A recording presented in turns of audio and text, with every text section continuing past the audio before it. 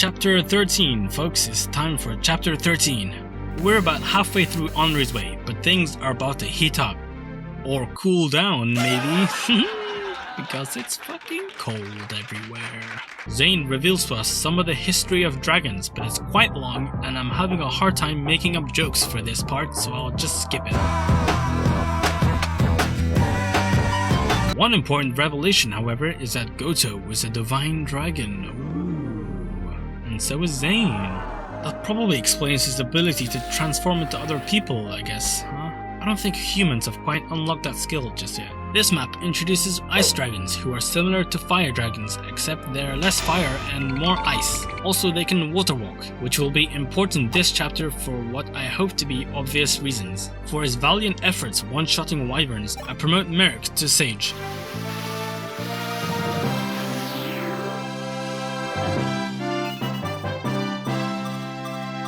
At the end of the last chapter, these guys joined Belth, Leiden, and this guy, Rickard, Roberto, that's it. They are certainly Fire Emblem units that exist. Yeah. The unpromoted ones, Belth and Leiden, are actually pretty good units. They can be promoted instantly and sport competitive stats and a C lance rank. I briefly considered using one of them because it'd be funny, but master seals are too scarce, so I decided against it. Roberto, the promoted horseman, is actually much worse since he can't gain promotion bonuses and has worse weapon ranks.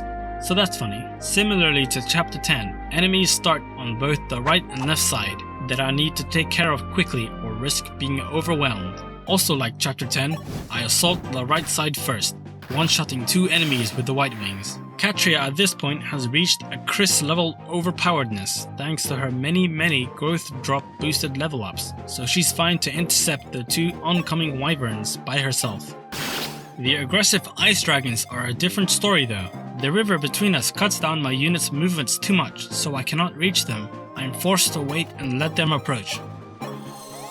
However, this causes even bigger issues. Katria is severely wounded and can't enemy phase the wyverns anymore. The thing is, they have more movement than her, and the closest units to help are my 2 thieves, Rickard and Marth. The left group of enemies have arrived, and I sent Chris to fight them, who also takes a huge hit and now dies to 2 ice dragon attacks. It may not look like it, but the ice dragons have enough move to reach him, so he's in grave danger. And lastly, I have a bunch of units caught in the middle, including a 1 HP Sirius, who are all in range of the ice dragons. My plan to deal with this is to move Luke next to Chris. He's in range of 1 dragon, but not the other, and this is enough to spread their damage and ensure both Chris and Luke survive.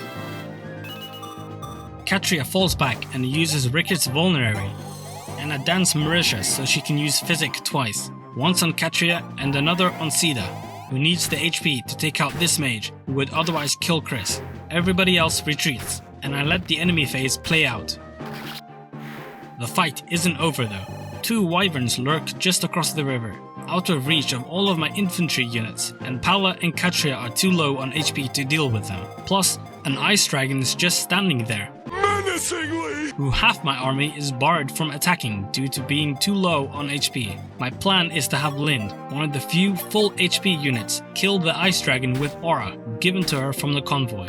After a dance, she physics Katria, only possible thanks to staff grinding I've done since chapter 9. With that HP boost, Katria can safely kill a wyvern. To deal with the other, I have Merrick pass Cancer to Sirius, who then gets it to Pala, who now is durable enough to survive a round of combat against the wyvern. And that spells the end for the aggressive enemies on this map. This chapter and the previous one were definitely the most intense maps I've faced so far, requiring meeting very high stat benchmarks, passing around star shards and forged weapons, manipulating the enemies like a puppet master, and pushing each unit to their absolute limit. Henri's Way is definitely no joke. Having said that, this map is more or less over. There's only cleanup left to do. I recruit Beck, who exists on Henri's Way. Okay, I get it. I read the comments, and yes, Daros definitely has a good reason for being on Henri's Way. He needs to become Sale or whatever. But why is Beck here? There's no way you can explain that. Just try your best. I pick up some more dragon busting weapons. and besiege the center island. If any of my units finish their turn on this island, ambush spawn reinforcements appear, but that's no problem as I slay as many enemies as I can, including the boss, and seize on the same turn, thanks to the help of Fina, who can thankfully walk on the frozen tundra no problem despite doing a Korin cosplay and being barefoot. So thank you for your service, Fina. Alright guys, we're almost there. We're this close to getting our hands on the light sphere, but let's just quickly check out what the assassins are up to, because just like an annoying Pokemon rival, they just won't leave us alone.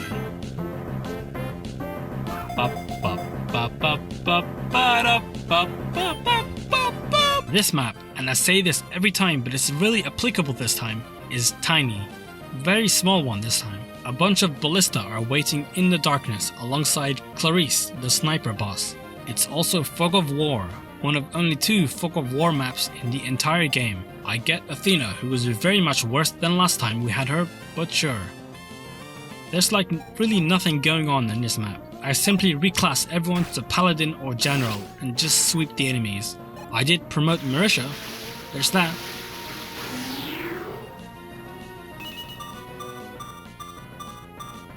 I pick up the Iote shield, which in the original was obtainable all the way back in chapter 3.